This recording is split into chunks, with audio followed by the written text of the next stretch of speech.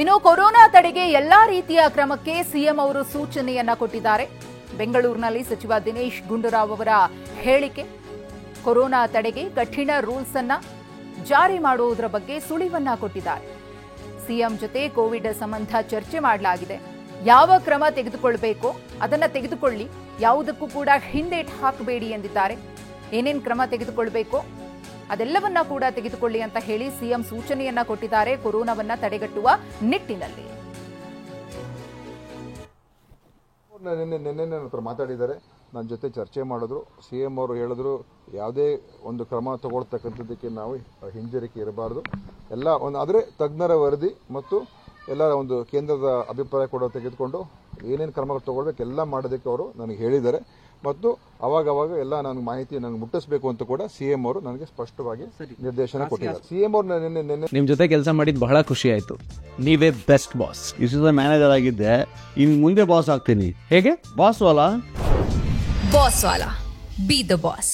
ನನ್ನ ಹತ್ರ ಮಾತಾಡಿದ್ದಾರೆ, ನನ್ನ ಜೊತೆ ಚರ್ಚೆ. ಇನ್ನು ಕೊರೋನಾ ಬಗ್ಗೆ ನಿರ್ಲಕ್ಷ್ಯ ಬೇಡವೇ ಬೇಡ, ಮುಂಜಾಗ್ರತಾ ಕ್ರಮಗಳು ಇರಲೇಬೇಕು. ಕೋವಿಡ್ ಟೆಸ್ಟಿಂಗ್ ಮಾಡೋಕೆ ಸಿಬ್ಬಂದಿಗೆ ಹೇಳಿದ್ದೇವೆ. ಬೆಂಗಳೂರಿನಲ್ಲಿ ಆರೋಗ್ಯ ಸಚಿವ ದಿನೇಶ್ ಗುಂಡೂರಾವ್ ಅವರು ಕೊಟ್ಟಿರುವಂತಹ ಮಾಹಿತಿ ಇದು. ಟೆಸ್ಟಿಂಗ್ ಫಲಿತಾಂಶ ಬಂದ ಮೇಲೆ ಚಿತ್ರಣ ಗೊತ್ತಾಗಲಿದೆ ಎಂದಿದ್ದಾರೆ. ಪ್ರಶ್ನೆ ಇಲ್ಲ, ವಸ್ತುಸ್ಥಿತಿ ಏನಿದೆ ನಾವೆಲ್ಲ ತಿಳ್ಕೊಂಡು ನೋಡಿ ಇಡೀ ದೇಶದಲ್ಲಿ ಏನಾಗ್ತಾ ಇದೆ, ರಾಜ್ಯದಲ್ಲಿ ಏನಾಗ್ತಾ ಇದೆ, ಬೇರೆ ರಾಜ್ಯಗಳು ಏನು ಮಾಡ್ತಾ ಇದ್ದಾರೆ, ಎಲ್ಲ ನಮ್ಮ ಅಧಿಕಾರಿಗಳು ಎಲ್ಲ ಸಂಪರ್ಕದಲ್ಲಿದ್ದಾರೆ, ಕೇಂದ್ರ ಜೊತೆ ಸಂಪರ್ಕದಲ್ಲಿದ್ದಾರೆ. ಅದಕ್ಕೋಸ್ಕರ ನೋಡ್ಕೊಂಡು ಜವಾಬ್ದಾರಿಯುತವಾಗಿ ನಡ್ಕೋಬೇಕು. ಮತ್ತು ಏನು ಮುಂಜಾಗ್ರತೆ ಕ್ರಮ ಅದ್ರ ಬಗ್ಗೆ ಎಲ್ಲೂ ಕೂಡ ಹಿಂದೇಟಾಗಬಾರ್ದು. ಅದಕ್ಕೋಸ್ಕರನೇ ನಾವು ಟೆಸ್ಟಿಂಗ್ ಕಿಟ್ಸ್ ಅನ್ನು ಈಗೆಲ್ಲ ಪ್ರೊಕ್ಯೂರ್ಮೆಂಟ್ ಮಾಡಾಗಿದೆ. ಅದನ್ನು ಕೂಡ ಎಲ್ಲ ಕಡೆ ನಾವು ಕಳಿಸ್ತಾ ಇದ್ದೀವಿ ಮತ್ತು ಟೆಸ್ಟಿಂಗ್ ಮಾಡೋದು ಕೂಡ ಹೇಳಿದ್ದೀವಿ. ಟೆಸ್ಟ್ ರಿಸಲ್ಟ್ಸ್ ಬಂದಾಗ ನಮ್ಗೆ ಇನ್ನೂ ಹೆಚ್ಚಾಗಿ ಗೊತ್ತಾಗ್ತದೆ ಯಾವ ಥರ ಇದೆ ಅಂತ. ಮತ್ತು ಈ ಏನು ಕೋವಿಡ್ ಬಂದಿರೋ ಪೇಷಂಟ್ಸಿಂದ ಬಹುತೇಕ ಎಲ್ಲರೂ ರಿಕವರ್ ಆಗ್ತಾ ಇದ್ದಾರೆ. ಯಾರು ಕೂಡ ಕೋವಿಡಿಂದನೇ ನರಳುತ್ತಾ ಇಲ್ಲ ಅಥವಾ ಅವರು ಕೋವಿಡಿಂದ ಹೊರಗೆ ಬರೋದಕ್ಕೆ ಸಾಧ್ಯ ಆಗ್ತಾರೆ ಅಂತೇನಲ್ಲ. ನಮ್ಮ ರಾಜ್ಯ ಅಂದರೆ ಇಡೀ ದೇಶದಲ್ಲೇ ಅದೇ ಒಂದು ವರದಿ ನಮಗೆ ಬರ್ತಾ ಇರುವಂಥದ್ದು. ಅದನ್ನು ನೋಡಿಕೊಂಡು ನಾವು ಇದಕ್ಕೆ ಎಲ್ಲ ರೀತಿಯ ಮುಂಜಾಗ್ರತೆ ಕ್ರಮ ತಗೊಳ್ಳೋದಕ್ಕೆ ನಾವು ತಯಾರಾಗಿದ್ದೇವೆ.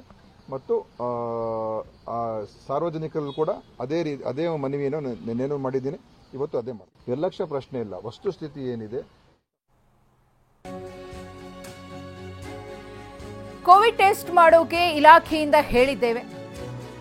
ಇದಕ್ಕೆ ಸಂಬಂಧಿಸಿದಂತೆ ಟೆಸ್ಟಿಂಗ್ ಕಿಟ್ಗಳು ಸೆಂಟರ್ಗೆ ಮುಟ್ಟುತ್ತವೆ ಅಂತ ದಿನೇಶ್ ಗುಂಡೂರಾವ್ ಅವರು ಮಾಹಿತಿಯನ್ನ ಕೊಟ್ಟಿದ್ದಾರೆ. ಈಗಾಗಲೇ ಸಾಕಷ್ಟು ಮಾಹಿತಿಯನ್ನ ಆರೋಗ್ಯ ಸಚಿವ ದಿನೇಶ್ ಗುಂಡೂರಾವ್ ಅವರು ಹಂಚಿಕೊಳ್ತಿದ್ದಾರೆ. ಈಗಾಗಲೇ ನಾವು ಎಲ್ಲ ಕಡೆ ಟೆಸ್ಟ್ಗಳನ್ನು ಮಾಡೋದಕ್ಕೆ ನಮ್ಮ ಇಲಾಖೆಯವ್ರಿಗೂ ಕೂಡ ಹೇಳಿದ್ದೀವಿ. ಟೆಸ್ಟಿಂಗ್ ಕಿಟ್ಸ್ ಎಲ್ಲ ಬಹುತೇಕ ನಾಳಿದ್ರಲ್ಲಿ ಎಲ್ಲ ನಮ್ಮ ಸೆಂಟರ್ಸ್ಗೆ ಮುಟ್ತದೆ, RT-PCR ಕಿಟ್ಸ್ ಎಲ್ಲ. ಸೊ ಎಲ್ಲೆಲ್ಲಿ ಅವಶ್ಯಕತೆ ಇರುವಂಥ ಕಡೆ ಟೆಸ್ಟ್ ಮಾಡುವಂಥದ್ದು ಮಾಡೋದಕ್ಕೆ ನಾವು ಹೇಳಿದ್ದೀವಿ. ವಿಶೇಷವಾಗಿ ಯಾರಿಗೆ ನಾನು ನಿನ್ನೆ ಹೇಳಿದಾಗೆ ಸಾರಿ ಕೇಸಸ್ಸು ಕಡ್ಡಾಯವಾಗಿ ಟೆಸ್ಟ್ ಮಾಡಬೇಕು, ನಮ್ಮ ಆಸ್ಪತ್ರೆಯಲ್ಲಿರುವಂಥನ್ನು ಟೆಸ್ಟ್ ಮಾಡಬೇಕು. ಮತ್ತು ಈ ILI ಅಂತ ಹೇಳ್ತಾರೆ, ಇನ್ಫ್ಲೂಯೆನ್ಸಾ ಲಿಂಕ್ಡ್ ಇಲ್ನೆಸಸ್ ಅಂತ.